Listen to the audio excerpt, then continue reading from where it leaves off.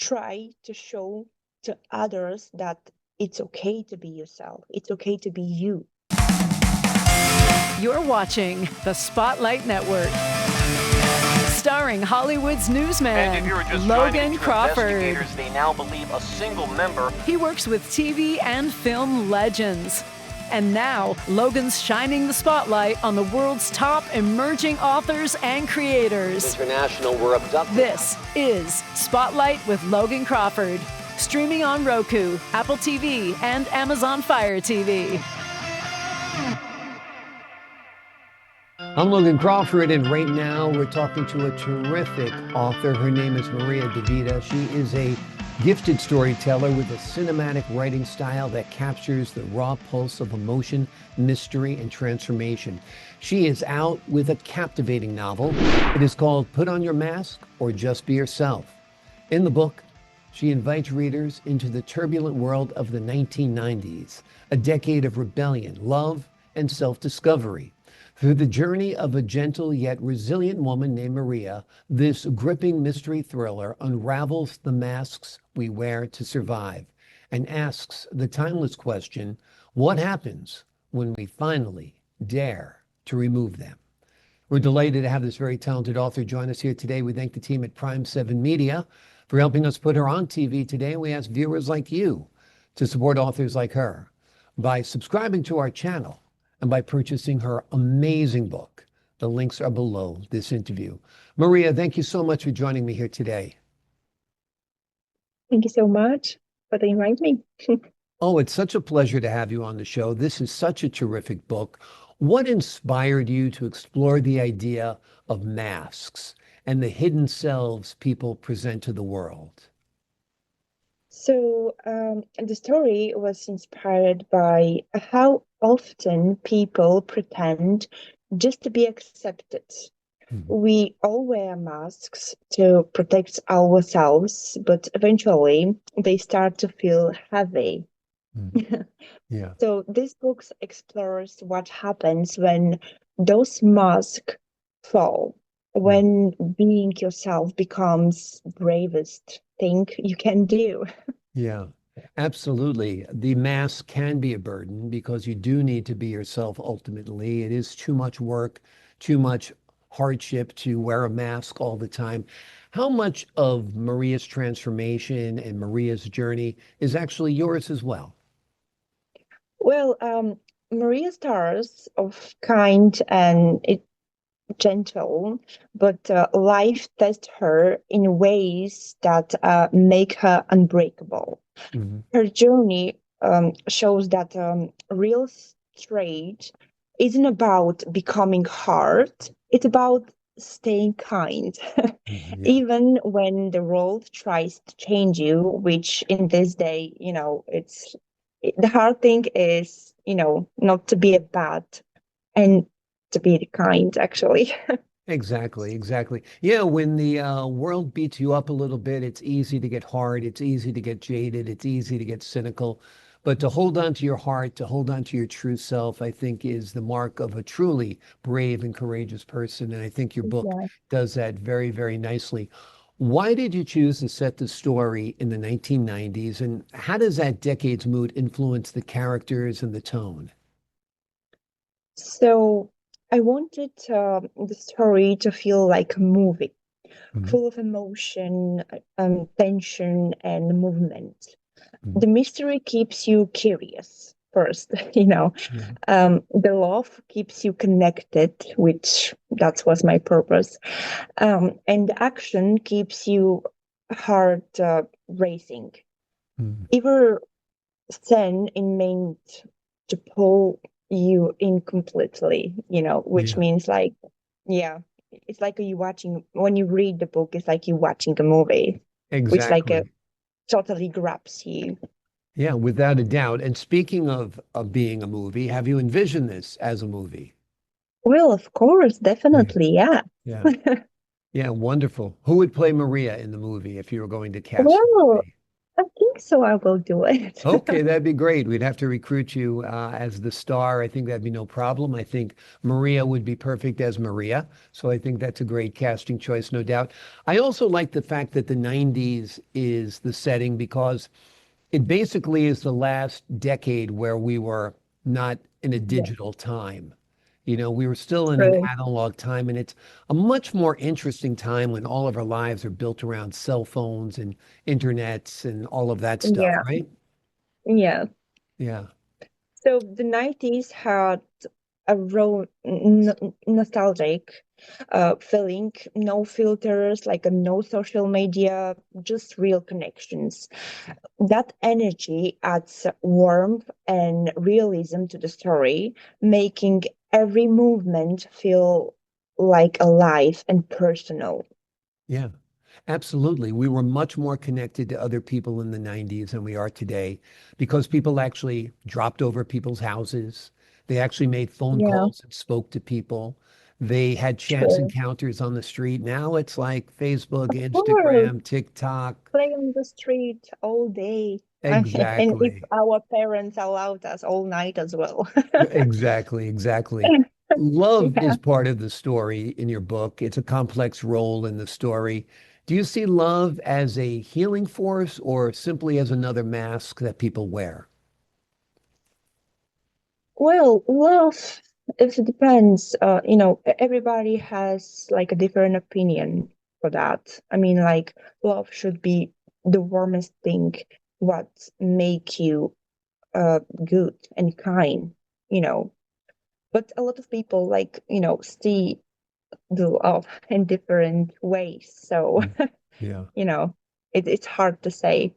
exactly, exactly. And love means different things to different people and in different situations and in different settings as Yeah. well.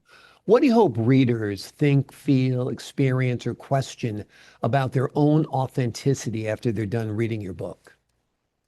So the book it's about the courage to be yourself Mhm. in a world that constantly asks you to pretend to be you. Yeah. It's a reminder that showing your true self, flaws and all, it's not weakness, but it's real power. Hmm. And Maria is both vulnerable and powerful. Talk to us about developing a character in your novel who is both vulnerable and powerful like that at the same time. Well, yes, it's hard to be, but it's like also, the hope it's is the last thing which needs to be die. We always have hope, and I believe that, everybody we should give a try, Mhm. to um for everything, try to be good. For example, if somebody is bad to you, for example, it's like, and you feel bad, you feel mad, you don't feel okay, you feel hurt, and then without realizing, a lot of people do the same things to other people, which means like we don't change things, we Mm, just going in the same way, mm, which is sad. We should change things. If we feel bad and mad after someone was like being mean to us, or we should change that to others. We should think like, oh, I felt in that way, so I'm not gonna put other person that felt the same way. agreed. Agreed. Absolutely. Well, Um, I was going to say, if you could give the folks at home a little bit of an overview of the story. mm, yeah. You can start it out once Well, upon a time. once upon a time, there was there was a girl Mhm. which tried to be herself and try to show to others that it's okay to be yourself. It's okay to be you. Mm, And how I said in my book, it's like, the question what we should ask ourselves is, why I'm trying to be the best version for everybody when I'm not the best version for myself. mm. Yeah, Yeah. absolutely. Absolutely. And what matters at the end is, are you true to yourself? You know, and if you're true to yourself and you're the person you want to be, I think that's the most important thing in life, right? Well, yes, because we all fight for something, but on the end, it's like we fight to find who we are. Hmm. And Exactly. in life we fight for, let's say, for job, let's say for money, for dream, for car, for house, for relationship, for friendship. But in the end, that doesn't matter because we came here alone, and so we're gonna go and we're not gonna take anybody with us, Yeah. or anything. Exactly. It's basically a Yeah, journey of self-discovery and adventures and people we meet along the way. But you come in alone, you leave alone, of and course, to thine definitely. own self be true. I think that's important. Is this your first time writing a book? Well, when I was teen, I was like more active, but yeah, now that's my first book, yes. Yeah. But you've always liked to write, apparently. And is that your I do artwork behind like, you? yeah, I like to draw. I like to, I have a lot of hobbies. Okay. Wonderful. Wonderful. Are you planning Yeah. on another book or a sequel to Put Your Mask Well, On? yeah, definitely. I'm having a lot of books, which I'm writing another one right now. And yeah, definitely they're gonna be more books. It's about like, oh, they're all about like finding yourself and, be yourself. Hmm. Tell us about a little bit more about the book you're going to write. What's going to be different about the next book, and where do you see the next book going? So the next book is gonna be Flamengo. Hmm. So it's gonna be again back in the time, which is like I think it's on the 19th century. It's gonna be, and it's gonna be about that how people we find ourselves, like about how proud we are, Hmm. and with our proud we make decision like to be racist, to be negative, to be like I'm more than you, Hmm. you're nothing, or some like kind of this. And so that book is gonna be that it's gonna show to people that we not different, we all the same. Hmm. Yeah.